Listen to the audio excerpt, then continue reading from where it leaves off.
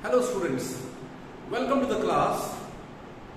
Here we are starting a series of lectures for your forthcoming exam, the semester exam. And in these lectures we'll be dealing with what the contents which are there in NCERT books.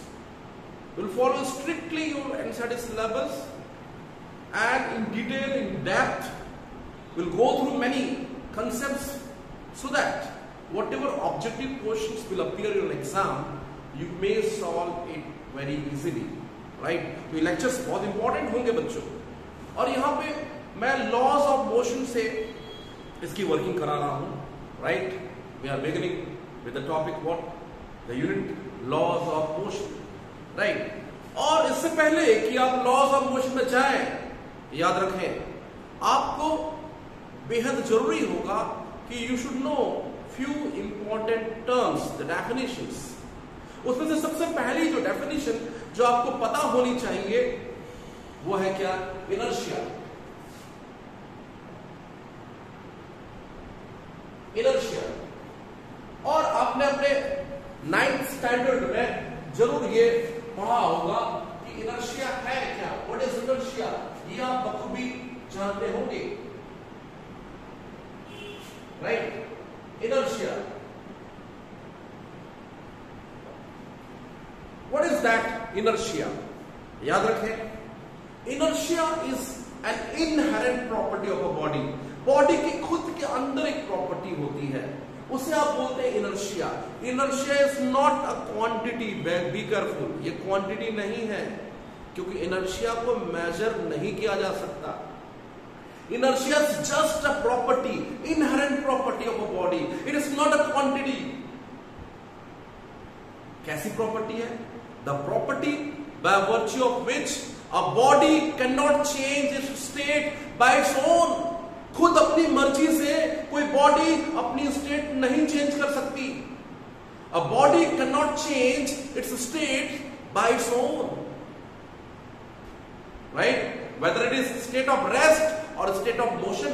अगर कोई body state of rest पे है, किसी जगह पे बैठी हुई है, रुकी हुई है, then it will remain at rest, it can't change its state. ये रेस्ट से मोशन में नहीं आ सकती।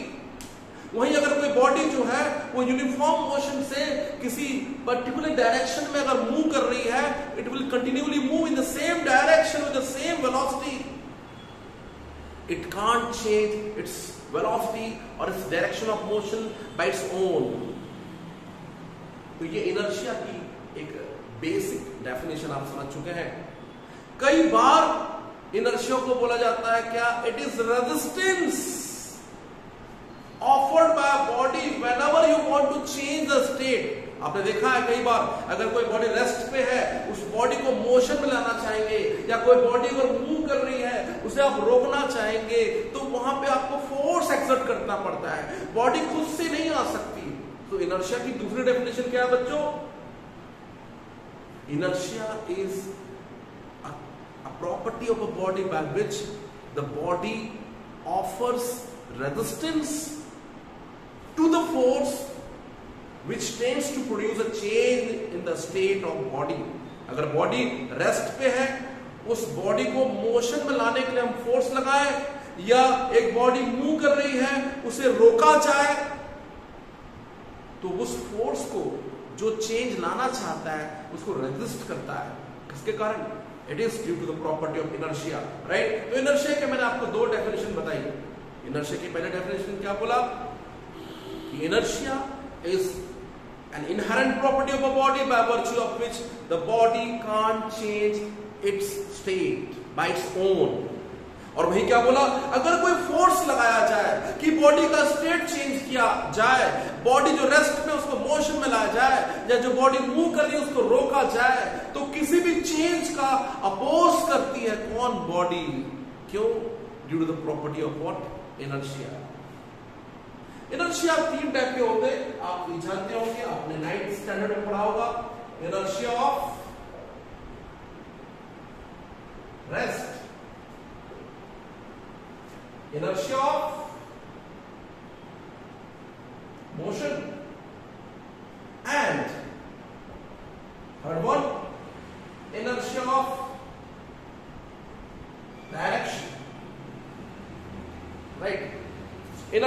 रेस्ट, एक बॉडी जो रेस्ट रहना चाहिए. Like when you shake the branches of a tree, branches तो मोशन में आ जाते हैं, लेकिन जो फ्रूट्स होता है नीचे वो रेस्ट में रहना चाहता है. ब्रांच मोशन में आ गए, फ्रूट जो है वो रेस्ट में रहना चाहता है. Uneven motion, the fruit will fall. So when you shake the branches, fruits fall.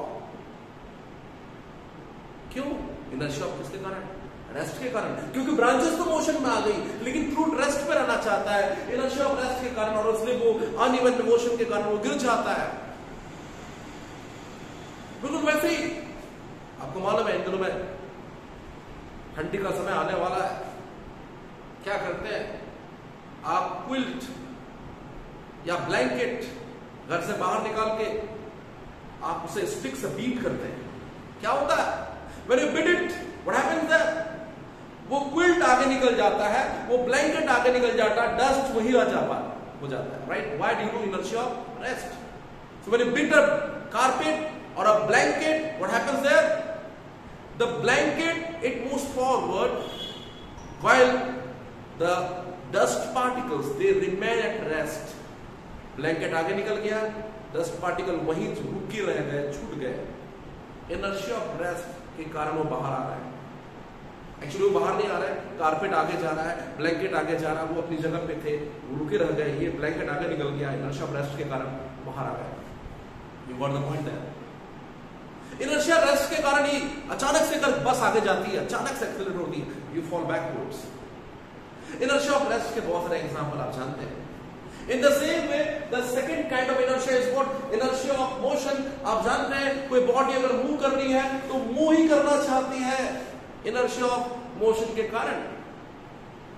इसलिए अगर मान लो की बात, चलती बस से अगर आप उतरेंगे, अगर चलती हुई बस से आप नीचे उतरेंगे तो क्या होता है? You fall forward. Why?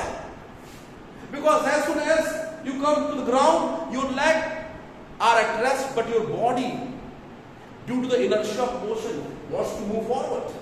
आपकी बॉडी आगे जाना चाहती है, आपके पैर जमीन पे आ गए, रेस्ट पे आ गए, but your body it tries to move forward due to inertia of what? Motion. क्योंकि बस के साथ आपकी बॉडी भी मोशन में थी. Uneven motion of the body. Body का एक पार्ट रेस्ट पे है, दूसरा पार्ट आगे जाना चाहता है, आप गिर जाएंगे. इसलिए क्या करना पड़ेगा? अगर आप उतर गए तो for a while you have to run along with the bus, then you stop. आपको थोड़ा देर उसको रन करना पड़ेगा. You will have to move up to certain distance along with the bus when you come out. Otherwise आप गिर जाएंगे. Inertia of motion का बहुत अच्छा एग्जाम्पल है. फिर inertia of direction. Inertia of direction के बारे में आप जानते हैं, आपकी जो साइकिल होती है उसमें मडगार्ड लगे रहते हैं. क्यों? ये inertia of direction को समझाने के लिए एक बहुत अच्छा जो है एग्जाम्पल है. क्योंकि क्या होता है, जब मड जो होता है, it is sticking with what? The wheel and moving along. When the mud particles comes out due to inertia of what direction? Because in case of circular motion, the particle have always a tangential velocity. ये जो mud particle है, इनकी velocity का direction tangential होता है. And अगर कोई mud particle जो है वो जो है अगर बाहर लूज होके बाहर आ गया, उस ग्रिप से, टायर के ग्रिप से अलग होके बाहर आ गया, it will be thrown tangentially, it will be thrown tangentially, it will be thrown tangentially. So to protect yourself, you put there on a mud guard. आप वहां पे मड गार्ड लगाते हैं. इनर्शिया का डायरेक्शन का बहुत अच्छा एग्जांपल है. Getting the point or not? ठीक है कि ये जो मड पार्टिकल्स है which are thrown tangentially, क्योंकि ध्यान रखें सर्कुलर मोशन में जो डायरेक्शन ऑफ मोशन होता है किसी पार्टिकल का, वो टेंजेंशियल होता है. Tangential direction of motion. So अगर कोई मड पार्टिकल यहां से ग्रिप से लूज होके बाहर फेंकाएगा, it will be thrown out tangentially. Why? Due to inertia of what direction? It has which direction of motion? It has the direction of motion tangential to the circular path, the circular wheel. ठीक है, so it is thrown out tangentially due to inertia of direction. Inertia of direction का बहुत अच्छा example ये भी है, क्या एक खरगोश जो है अगर वो फंस जाता है जंगली कुत्तों के बीच में, अगर कोई डॉग उसको चेस कर रहा है, अगर कोई डॉग जो उसको चेस कर रहा है तो क्या होगा बच्चों, याद रखिए, वो जो हेयर होता है वो कैसा मूव करता है, वो जो खरगोश होता है कैसा मूव करता है, here and there, zigzag path, क्योंकि वो हल्का होता है, वो इधर चला जाएगा फिर इधर चला जाएगा। लेकिन जो डॉग है उसको बड़ी दिक्कत होती है, अगर वो उधर भाग रहा है तो उधर फिर आ जाएगा, इधर जा रहा है तो इधर फिर आ जाएगा। क्यों? डॉग एक पर्टिकुलर डायरेक्शन में दौड़ रहा है, उसके पास एक बहुत ज्यादा उसकी बॉडी का मास ज्यादा है, वो उसी डायरेक्शन में थ्रो हो जाता है। तो एक जो हेयर है, याद रखें, एक जो खरगोश है वो अपने आप को ऐसे ही बचाता है, किसके कारण? इनर्शिया ऑफ डायरेक्शन के कारण। उसको मालूम है अगर मैं एक ही डायरेक्शन दौड़ूंगा देन वो पकड़ में आ जाएगा, डॉग विल कैच। इसलिए वो बचने के लिए अपने डायरेक्शन को जिग-जैग रखता है ताकि डॉग को मुश्किल हो, डॉग को बड़ी मुश्किल होती है, इनर्शिया ऑफ डायरेक्शन के कारण डॉग उधर चला जा रहा है, पता चला फिर उसको मुड़ने में दिक्कत होती है, इधर फिका गया, वो इधर फिका गया। You got the point? तो ये इनर्शिया के बारे में आप इसे पहले से जानते थे। मैं जब ब्रशअप कर रहा हूं आपको, इनर्शिया के साथ साथ एक और चीज जो आपको मालूम होना चाहिए, दैट इज व्हाट मोमेंटम। ये भी आपने 9th स्टैंडर्ड में आपने पढ़ा हुआ है, रिकॉल कर रहा हूं। What is momentum? मोमेंटम बताती है कि किसी बॉडी के पास कितना मोशन कंटेंट है। Okay, how much motion is content in a body, that is represented by the quantity what momentum. Momentum होता क्या है? तो शुरू में हम कुछ बेसिक क्वांटिटीज देख रहे हैं बच्चों। मोमेंटम क्या है? P, mass into velocity. Mass of the body into velocity is momentum. Vector P is m into vector v. So it is a vector quantity. It is directed along the direction of velocity. Is it okay? So momentum is mass into velocity. अगर इसकी unit देखेंगे तो क्या होगा? Unit kg metre पर second. मास की unit हो गई kg, वेलोसिटी की यूनिट हो गई क्या? मीटर पर second. So momentum of a body is what? It is a quantity which tells you about the motion contained in a body, and it is defined as a product of mass and velocity. याद रखिए, अगर एक truck और अगर एक scooter दोनों same velocity से जा रहे हैं, truck and scooter they are moving with the same velocity, which will have more momentum? Truck. क्यों? उसका मास ज्यादा है, भले दोनों की वेलोसिटी सेम है, जिसका मास ज्यादा उसका मोमेंटम ज्यादा। आर गेटिंग द पॉइंट और नॉट? याद रखिए, इसलिए बच्चों एक ट्रक और एक स्कूटर अगर जा रही है तो दोनों को रोकना अगर चाहेंगे तो scooter can be easily stop, but to stop the truck you need to require a heavy braking system, क्योंकि ट्रक का मास ज्यादा होने के कारण उसका मोमेंटम ज्यादा है, उसके पास मोशन ज्यादा है, उसे रोकने के लिए आपको ज्यादा फोर्स लगाना पड़ेगा। याद रखिए, आप से एयर मॉलिक्यूल्स, फोटॉन्स है ना, एयर मॉलिक्यूल्स, फोटॉन्स आपको मालूम होगा, light from a source comes in the form of what? Small packets called what? Photons. That packet जो होता है, क्वांटम थ्योरी आपने पढ़ा होगा। तो याद रखिए, आपके चेहरे से लगातार या आपकी बॉडी से फोटॉन्स आके टकरा रहे हैं, आपके जो है मॉलिक्यूल, एयर मॉलिक्यूल आपसे टकरा रहे हैं, बहुत ही तेजी से टकराते हैं, लेकिन आपको कुछ पता नहीं चलता। क्यों? क्योंकि उनका मास बहुत कम है, इसलिए मोमेंटम कम है। लेकिन उतनी स्पीड से अगर एक बुलेट आकर टकराएगी तो क्या होगा? बुलेट का मास ज्यादा है, मोमेंटम ज्यादा है, तो वो पेनिट्रेट कर जाएगी। फिर जो एयर मॉलिक्यूल्स हैं, ये जो फोटॉन्स हैं, ये जो आपसे आके टकरा रहे हैं, ये कुछ अफेक्ट नहीं कर रहे हैं, क्योंकि उनका मास कम होने के कारण उनका मोमेंटम बहुत ही कम है।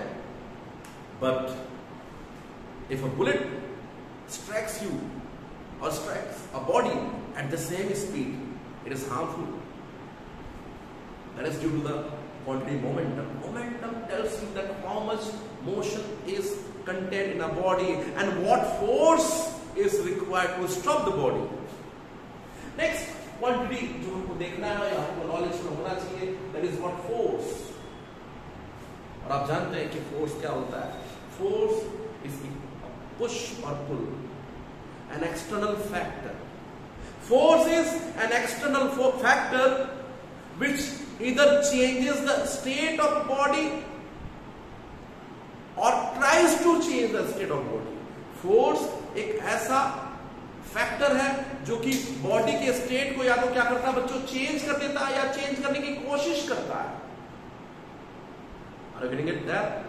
अगर कोई बॉडी रेस्ट पे है तो रेस्ट से मोशन में ला सकता है या लाने की कोशिश कर सकता है। जैसे मैं apply force, I'm trying to move the ball but not possible। या मैं यहां पर जो है इसको मूव कर सकता हूं, क्यों? या फोर्स लगा के मैंने मूव कर दिया क्योंकि यह होता है, it is free। So either you just change the state of a body or you try to change the state of you just try to change the state of body, right? So force एक ऐसा external factor है जिसकी मदद से या तो आप क्या करते हैं, किसी बॉडी के स्टेट को चेंज कर देते हैं या चेंज करने की कोशिश करते हैं। बॉडी रेस्ट में उसको मोशन में ला सकते हैं या कोई बॉडी अगर मूव कर रही है तो उसे रोक सकते हैं। So force is an external factor which either changes और tends to change, tries to change the state of a body और शेप और size of a body, right? और फोर्स को हम आगे डिफाइन करेंगे बहुत जल्दी आज ही के लेक्चर पे कि फोर्स हम लिख सकते हैं मास इनटू एक्सेलरेशन। ये उसकी क्वांटिटेटिव डेफिनेशन है, मास इनटू एक्सेलरेशन, राइट? सो याद रखें ये कुछ चीजें, ये कुछ बेसिक्स जो है आपको पता होना चाहिए, तभी जो है आप आगे के लेक्चर को समझ पाएंगे। नाउ इसके बाद हम अब सिलेबस के मेन पार्ट में आएंगे। नाउ यहां से सिलेबस आपका जो है मैथ स्टार्ट हो रहा है। ध्यान दें, न्यूटन्स लॉ ऑफ मोशन, और इसमें सबसे पहले हम देखेंगे न्यूटन्स फर्स्ट लॉ। ज्यादातर लोगों को मालूम है कि what is first law, and it is a very simple law. क्या बोलता है? A body at rest remains at rest, और a body moving in a given direction with uniform velocity continue to move in the same direction with the same velocity unless or until acted upon by a force। एक body जो rest में रहना चाहती है, एक body जो move कर रही है किसी पर्टिकुलर डायरेक्शन में कांस्टेंट वेलोसिटी से, वो उसी डायरेक्शन में चलना चाहती है। कब तक? जब तक क्या ना लगा ले, फोर्स लगा। तो ये जो फर्स्ट लॉ है ये दो चीजों को डिफाइन कर रहा है। First law defines what, inertia as well as force. Inertia को कैसे डिफाइन कर रहा है? आपने बोला जो बॉडी रेस्ट में रहेगी, जो बॉडी मोशन में है मोशन में रहेगी। क्यों? Due to the property of inertia. फिर आपने फोर्स को भी डिफाइन किया, कैसे? अनलेस और until acted upon bye a force, a body at rest will remain at rest, a body moving in a given direction will continue to move in the same direction with the same velocity unless or until acted upon by a force। जब तक force न लगाए, मतलब सुने, force एक ऐसा external factor है जो कि स्टेट को चेंज कर सकता है। अदरवाइज क्या होगी? बॉडी अपने खुद के स्टेट में रहना चाहती है, बॉडी जो अपने खुद के स्टेट ऑफ रेस्ट या मोशन में रहना चाहती है, फोर्स लगाएंगे तो वो स्टेट चेंज होगा, जैसा कि मैंने अभी डिफाइन किया भी था आपको फोर्स के बारे में। सो फोर्स जो है एक एक्सटर्नल फैक्टर है जो कि स्टेट को बदल सकता है। So first law is very easy. Syllabus का मेन पार्ट जो है एक्चुअली सेकंड लॉ से चालू होता है और इसे हम बहुत ही केयरफुली देखेंगे, right? Newton's second law of motion।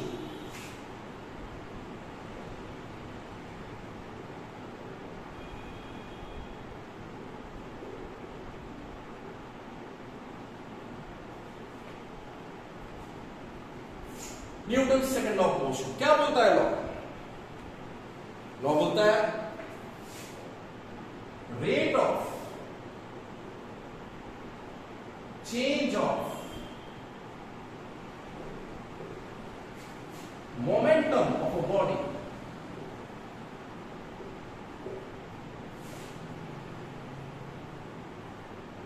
is directly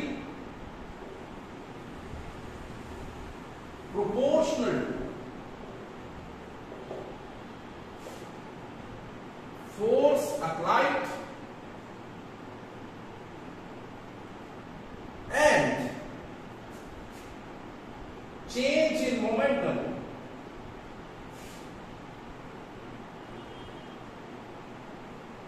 takes place in the direction of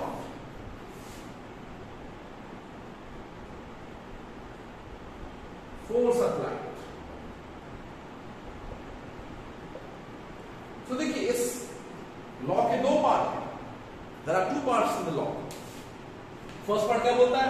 rate of change of momentum of a body. Rate of change of momentum of a body is directly proportional to force. जो rate है body के momentum का change होने का जो rate है, rate of change of momentum, वो force पे डिपेंड कर रहा है. मतलब अगर फोर्स ज्यादा है, if you apply a greater force, the momentum will change at a faster rate, greater rate. उसी टाइम में ज्यादा मोमेंटम चेंज हो जाएगा अगर आप स्ट्रॉन्ग फोर्स लगाएंगे. The rate of change of momentum is directly proportional to force. और दूसरा पार्ट क्या बोलता है? The change in momentum takes place in the direction of force applied. The change in momentum takes place in the direction of force applied. मतलब जिस direction में force लगाएंगे उसी डायरेक्शन में जो है मोमेंटम क्या होगा बच्चों? चेंज होगा. दो बातें यहां पर. पहले चीज तो ये बोल रहा है कि dp by dt कौन सा रेट है? ये इंस्टेंटेनियस रेट, वो फोर्स के प्रोपोर्शनल है. एवरेज रेट भी del p by del t वो फोर्स के प्रोपोर्शनल होगा. So the rate of change of momentum is directly proportional to force applied. Rate is proportional to force applied. अगर force ज्यादा होगा तो मोमेंटम का जो रेट चेंज होगा वो ज्यादा रेट से चेंज होगा बच्चों. Are you getting the point? साथ ही साथ क्या बोला? The change in momentum takes place in the direction of force applied. समझने की कोशिश कीजिए. क्या अगर मान लो कि बात कोई पार्टिकल इधर जा रहा था P1 मोमेंटम से और मोमेंटम और बढ़ गया और हो गया P2, तो आप जानते हैं क्या? The change is from here to here. यहां से यहां तक चेंज है, मतलब फोर्स नहीं लगा. अगर मान लो कि पहले उसका मोमेंटम P1 था, अब कम होके P2 हो गया यहां तक, तो चेंज इधर होगा. पहले मोमेंटम P1 था, यहां बढ़ा P2 हो गया, तो दिस इज द चेंज. पहले यहां से यहां तक P1 था, अब कम हो गया, तो दिस इज द चेंज. याद रखिए यहां पे फोर्स किस डायरेक्शन में एक्ट हो रहा है बच्चों? इस डायरेक्शन में. और यहां पे फोर्स इधर एक्ट हो रहा है. The change in momentum will take place in the direction of force applied. अगर मोमेंटम इधर चेंज हो रहा है तो फोर्स भी इधर लगा है. अगर यहां पर मोमेंटम डिक्रीज हो गया तो मतलब चेंज इस डायरेक्शन में है. बॉडी के मोमेंटम के ऑपोजिट चेंज हो रहा है, मतलब फोर्स भी ऑपोजिट लगा है. और वही बच्चों अगर आप वेक्टर में जाएंगे, ध्यान दीजिए वेक्टर नोटेशन में जाएंगे तो देखिए इमेजिन कीजिए कि पहले सपोज बॉडी का मोमेंटम इधर था P1 और कुछ कारण से इधर हो गया P2. When you have applied the force, उस डायरेक्शन में P2 हो गया, तो आपने वेक्टर में पढ़ा है, क्या पढ़ा बच्चों? कि जो चेंज होता है, राइट, अगर पहले मोमेंटम इधर था, फोर्स लगाने के बाद मोमेंटम इधर हो गया, देन याद रखें जो फोर्स होता है वो किधर एक्ट होता है? याद रखें the change in momentum takes place in the direction of force applied. यहां पर जब आप देखेंगे चेंज इन मोमेंटम, तो चेंज इन मोमेंटम का डायरेक्शन क्या होगा? Initial head to final head. This is the direction of del p. The change in momentum, change in momentum किस डायरेक्शन में है? Initial head to final head. आप याद करिए, मैंने वेक्टर सब्सट्रैक्शन में पढ़ा दिया आपको, राइट. सो याद रखें काम की चीज स्टूडेंट्स क्या है? पहले का मोमेंटम इधर था, फोर्स लगाया, मोमेंटम इधर हो गया, तो चेंज इस तरफ होगा. और जिस डायरेक्शन में चेंज मोमेंटम होगा, याद रखें न्यूटन सेकंड लॉ आपको बोलता है फोर्स भी उसी डायरेक्शन में लगाया गया है. So must be the force acting in this direction. जिस डायरेक्शन का मोमेंटम चेंज हो उसी डायरेक्शन में फोर्स है, because change in momentum takes place in the direction of force applied. दो बातें बच्चों, जब आप न्यूटन सेकंड लॉ को डील करते हैं, there are 2 points. First point is what? The rate of change of momentum is proportional to force. That is, if you apply a larger force, the momentum will change at a greater rate. दूसरी चीज, the change in momentum takes place in the direction of force applied. जिस direction में force लगाएंगे उसी direction में momentum change होगा। देखिए, along the motion लगाया तो उसी डायरेक्शन में मोमेंटम चेंज हो रहा है, ऑपोजिट लगाया तो उल्टे डायरेक्शन में फोर्स चेंज हो रहा है। यहाँ पर भी देखिए, पहले इस डायरेक्शन में मोमेंटम था, अब मोमेंटम इधर हो गया तो चेंज होता है इस डायरेक्शन में, तो जरूर फोर्स भी इधर लगा है। ओके, इस तरीके से हम 2 डायमेंशनल मोशन में भी जो है फोर्स का डायरेक्शन देख सकते हैं। याद रखिए, the change in momentum takes place in the direction of what force applied.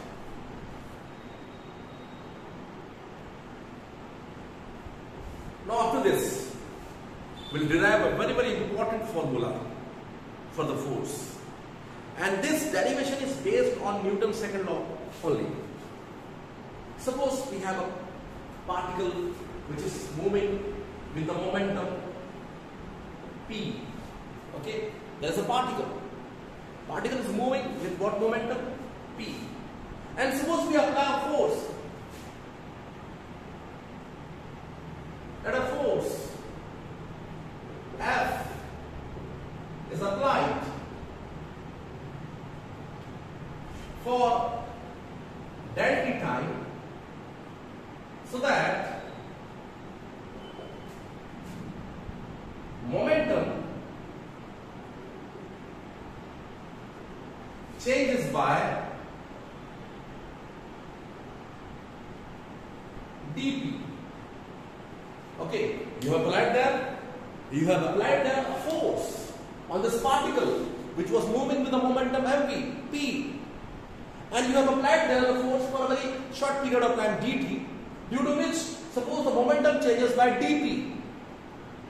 Then what does the Newton's second law says? Newton's second law क्या बोलता है?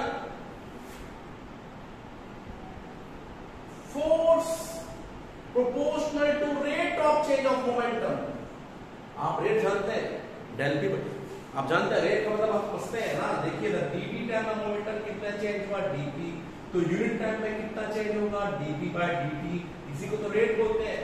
Change in momentum per unit time is a rate. Dt time में dp change हुआ तो unit time में कितना change होगा DP bye DT. उसी को आप रेट बोलते हैं ना, change in momentum per unit time. तो ये जो dp by dt है वो फोर्स के प्रोपोर्शनल है, एफ प्रोपोर्शनल टू फोर्स। और इसके साथ साथ आप ये भी जानते हैं कि ये जो चेंज इन मोमेंटम है इसका जो डायरेक्शन होगा, ये डायरेक्शन किसके मुताबिक होगा? फोर्स के मुताबिक। यहाँ पे ये वेक्टर लॉ है, याद रखें। ये जो लॉ है, this second law is a vector law, क्योंकि यहाँ पे फोर्स का डायरेक्शन भी डिफाइन हो रहा है। आप देखिए, जो dp का डायरेक्शन है वही f का डायरेक्शन है। हमने देखा है, change in momentum takes place in the direction of force applied. Right students, अब आगे बढ़े, इसको हम जरा सॉल्व करते हैं। उससे लिख सकते हैं k dp by dt। What is that k? Constant of proportionality. और याद रखो, for metric system, for CGS and SI system, that k is 1। Metric system क्या होता है? MKS एंड CGS सिस्टम को मीट्रिक सिस्टम बोलते हैं। उस सिस्टम के लिए k की वैल्यू 1 होती है, इसलिए जो फोर्स है वो क्या हो जाएगा students? dp by dt। The force is what? That is equal to dp by dt। अब आगे हम जानते हैं कि मोमेंटम को लिखा जा सकता है क्या? m into v। और अगर बॉडी का मास कांस्टेंट है, मास बाहर आ जाएगा, dv by dt। और आप बखूबी जानते हैं what is dv by dt students? What is the rate of change of velocity? Acceleration. What is the rate of change of velocity? Is acceleration.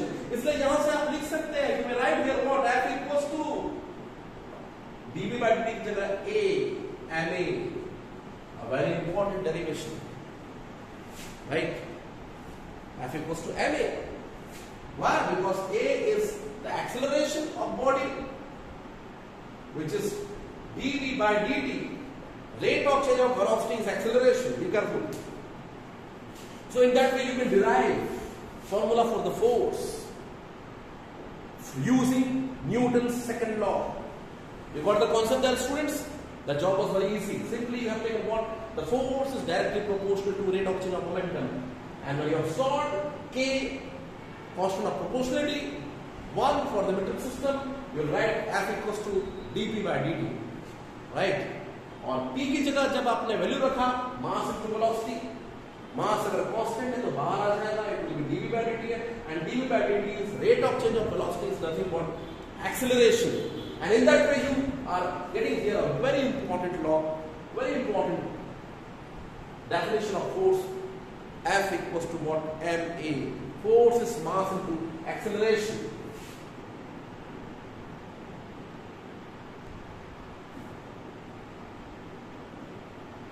Now some very important points about this Newton's second law, about this formula F equals to ma.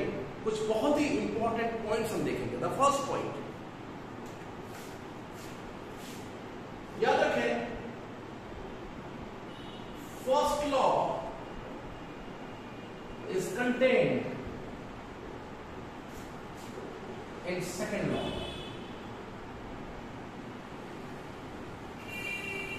इसलिए बोला गया है second law को the basic law. याद रखें, second law is a real law because the Newton second law it contains the first law. कैसे? आपने अभी भी देखा F equals to ma, right? Now suppose if you take F equals to 0, then ma equals to 0, a equals to 0. Right? A equals to 0 tells you what? Either velocity is constant, क्योंकि a 0 मतलब dv by dt 0, right? And dv by dt is 0 means हमको मालूम है differentiation किसी का कब 0 होता है, जब वो कांस्टेंट हो, तो velocity here is constant. So be careful, students. Second law contains what? First law within itself. Or you can start it from this definition.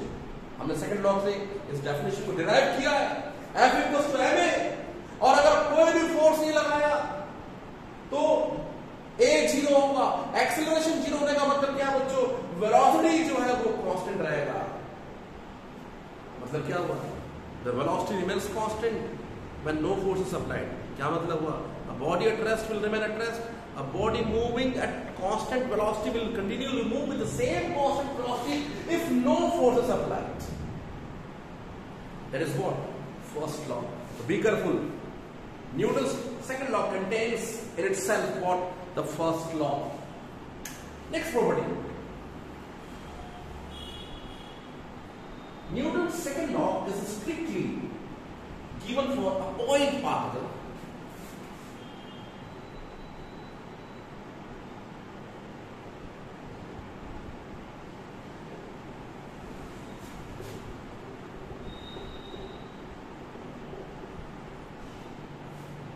एक पॉइंट पार्टिकल के लिए एक्चुअली एप्लीकेबल है. जब आप किसी पार्टिकल पे फोर्स लगाते हैं तो वो पार्टिकल एक्सेलरेट होता है, उसका मोमेंटम चेंज होता है. ये सिस्टम के लिए भी लगाया जा सकता है, ऐसा नहीं कि लगाया जा सकता है, लेकिन उस केस में क्या बोलेंगे? If you apply force on the system, it will tell you what acceleration of the system as a whole. फिर आप इंडिविजुअल पार्टिकल का आप नहीं देख सकते, राइट? आप ये बोलेंगे इफ यू अप्लाई इधर a force on the particle, then it will give you what? Acceleration of the particle. From this law, F equals to ma, we will obtain the acceleration of particle. On the other hand, if you apply a force on a system, then F equals to ma. In this relation, this a will tell you about what? Acceleration of system. याद रखें. So this law is given strictly for the point particle, but it can be applied to the system also, provided you deal system as a single particle. How? The force applied on the system will give you what? Acceleration of system in this formula, F equals to ma. Next point. Newton's second law, or this relation F equals to ma, is a local relation.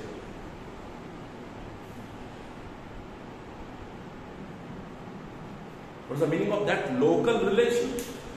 अगर आपने किसी body पे force लगाया है,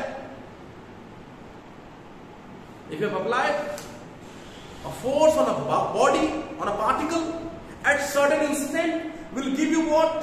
Acceleration of the particle at that instant only. जिस समय पर और जिस जगह पे फोर्स लगाया, उसी समय पर और उसी जगह पे उस पार्टिकल के एक्सेलरेशन को बताएगा. So this F equals to ma is a local relation. How? The force applied on a particle at certain instant, at certain position, will give you acceleration at the same instant, at the same position of the body from this formula. So it is what? A local relation. Be careful. Also, this is what? A vector law. Next point is what? It is a vector law. हम देख चुके थे, हमने बोला था vector F is M into vector A. ये vector law है. जिस डायरेक्शन में फोर्स लगाएंगे, उस डायरेक्शन में ये एक्सेलरेशन को बताएगा, उस डायरेक्शन में rate of change of momentum को बताएगा. ध्यान दें, if you think of a particle in a coordinate system x, y, z, और सपोज आपने फोर्स लगाया है किसी भी डायरेक्शन में, तो याद रखिए इस फोर्स के तीन कंपोनेंट हो सकते हैं. कौन कौन? Fx. क्या होगा Fx? Fx will give me what? dpx by dt. The rate of change of momentum along x direction will give you the component of force along x direction. और ये होगा m into ax. तो ये जो force आपने लगाया है x direction में, या फोर्स का जो कंपोनेंट है, अगर आपने फोर्स किसी भी डायरेक्शन में लगा दिया है, तो इस फोर्स के तीन कंपोनेंट होते हैं. आपने वेक्टर में पढ़ा है, आप जानते हैं force F is written like what? This Fx I cap plus Fy j cap plus Fz k cap. You better know that the force can be resolved into three component vectors. What? Fx, Fy and Fz. तो जब आप Fx की बात करेंगे, जब आप क्या करेंगे, x डायरेक्शन में फोर्स की बात करेंगे, तो याद रखिए वो x डायरेक्शन में rate of change of momentum को बताएगा. और अगर वो Fx जो है max है, तो याद रखिए वो x डायरेक्शन में एक्सेलरेशन को रिलेट कर रहा है. In the same way if you right what Fy will give you what? dpy by dt. And if I write this as ma, is be careful, the force along y direction is giving you what? Rate of change of momentum along y direction. And if I write this as m into ay, is relating to this formula as what? The force along y direction is related to the acceleration along y direction. Be careful. This is a vector law. जिस direction में force लगाया, उस direction में rate of change of momentum को बताएगा, उस direction में mass into acceleration को बताएगा. ये एक कैसा रिलेशन है बच्चों? वेक्टर लॉ है. तो these are some very very important properties of what? Newton's law and this relation F equals to ma. Okay,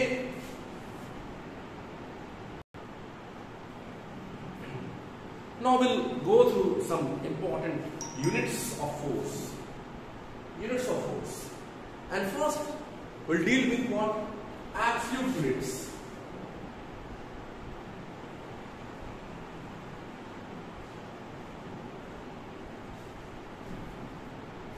In a SI system, the absolute unit of force is what? Newton.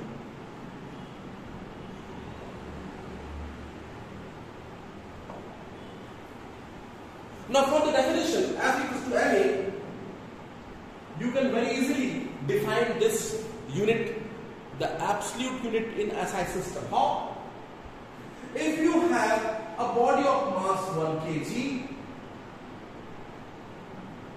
and on applying the force on the body of mass 1 kg, if the body gains or acquires an acceleration of 1 meter per second square,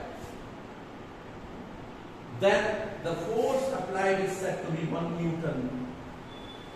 So 1 Newton is a force which when applied on a body of mass 1 kg in free state, है ना, ये rigid state है, यहां लगाओगे force कुछ नहीं होगा, हम उस बॉडी की बात कर रहे हैं जो कि फ्री स्टेट में है, जहां कोई रेजिस्टेंस ना हो.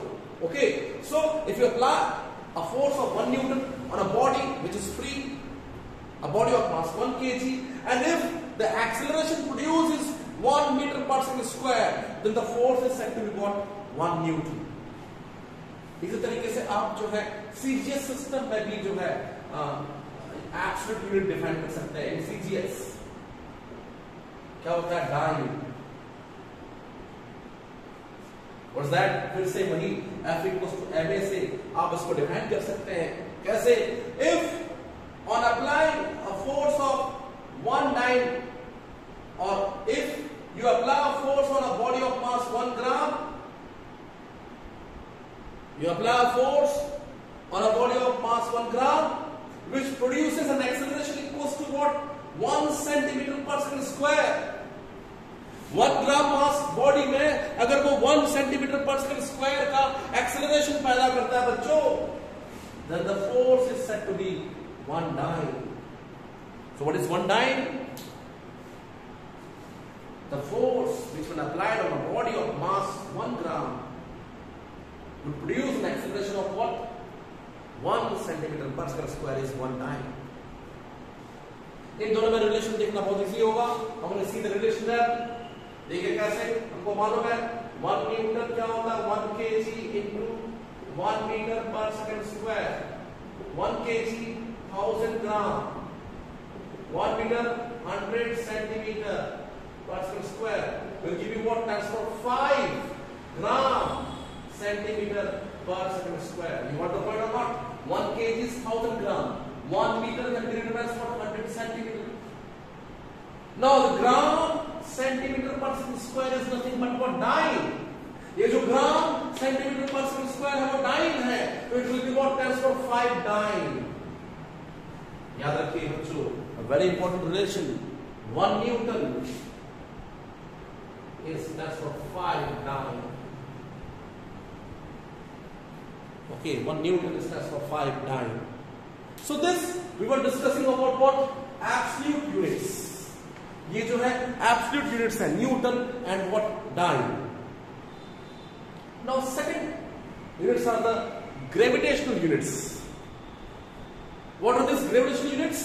Here we will define the force in terms of gravity. G के टर्म में हम डिफाइन करने जाएंगे. G की मतलब मालूम है? G की मतलब क्या है बच्चों? 9.8 मीटर पर सेकंड स्क्वायर और 980 centimetre per second square. Right? So in terms of G, we will define the gravitational unit. Gravitational unit in SI system.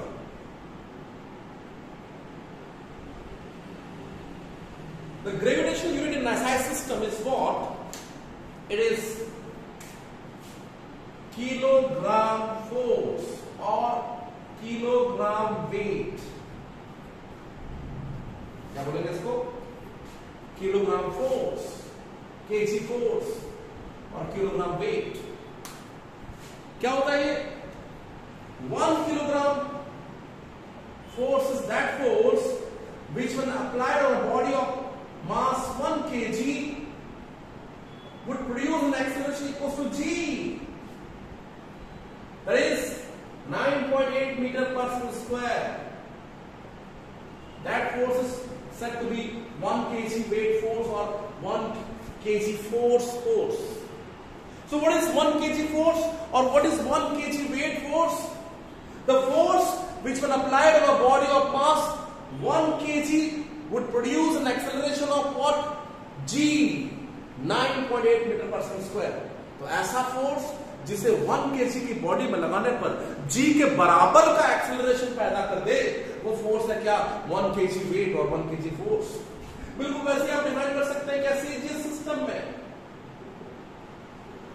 क्या होता है, ग्राम फोर्स और ग्राम वेट। फिर से अगर हम उसी फॉर्मूले का यूज करें, F इक्वल्स टू ma का, be careful, if 1 gram force or 1 gram weight is that force which when applied on a body of mass 1 gram would produce an acceleration equals to acceleration due to gravity 980 centimeter per square। तो 1 gram मास के body में अगर आप force लगाते हैं और उसमें अगर 980 centimetre per second square G के बराबर का एक्सेलरेशन पैदा हो जाए, तो वो जो फोर्स होगा that will be 1 gram force. आप इजीली रिलेट कर सकते हैं 1 kg weight will be equal to as for 3 gram weight, और kg से ग्राम में जाएंगे तो बस भी 10 आएगा, समझते हैं। So very important definitions are here. The units of force. You got the point, students, all of you? So इस लेक्चर में हम अभी फोर्स तक के बारे में बात कर रहे हैं। इसके बाद जो आपको एक अगला शॉर्ट लेक्चर आएगा, इसमें मैं इनके ऑब्जेक्टिव्स और इसके न्यूमेरिकल क्वेश्चंस पे बात करूंगा। लेकिन उसमें जाने के पहले इन कॉन्सेप्ट्स को जो मैंने आपको सिखाया है समझना जरूरी होगा। तो you go through it nicely and meet in the next lecture.